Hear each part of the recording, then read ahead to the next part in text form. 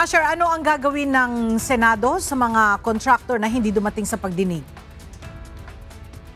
Isasabina o papatawag ng Senado ang 8 sa 15 contractors na bagaman inimbitahan ay hindi dumating sa Senate o sa pagdinig ng Senate Committee on Accountability of Public Officers and Investigation o ang Blue Ribbon Committee.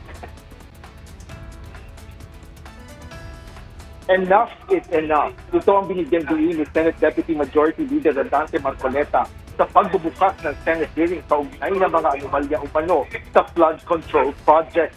Dumalo sa pagdinig pangunahin na ang mga opisyal mula sa Department of Public Works and Highways, kabilang na mismo si DPWH Secretary Manuel Bonoan, habang 7 lang sa mga contractor na isiniwala si Pangulong Ferdinand Marcos Jr. na may malalaking kontrata sa gobyerno ang dumating sa Senate hearing. Bagaman may excuse letter ang ilan sa mga absent na contractor, naghain ng motion si Senador Ronald Bato de la Rosa laban sa mga ito.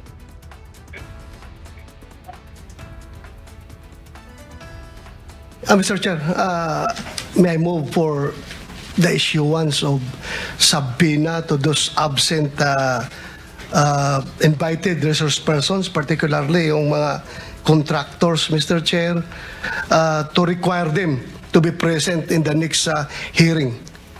I so move, Mr. Chair. I think the motion is in order. No objection. The motion is carried.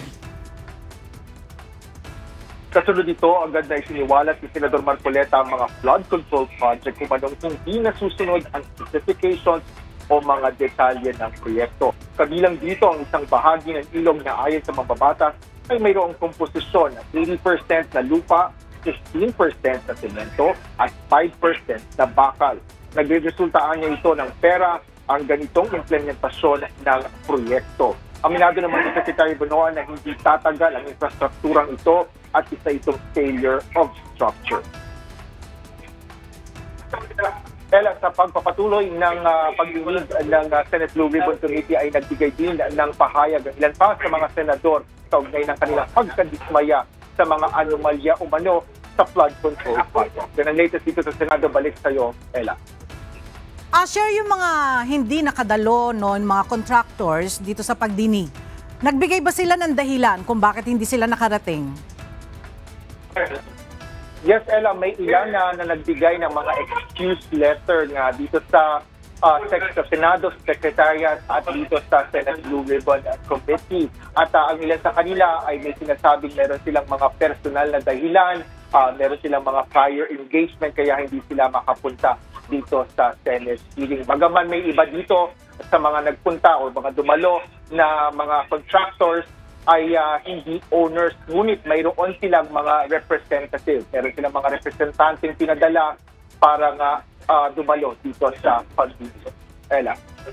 Alright, maraming salamat, Asher Cadapan Jr.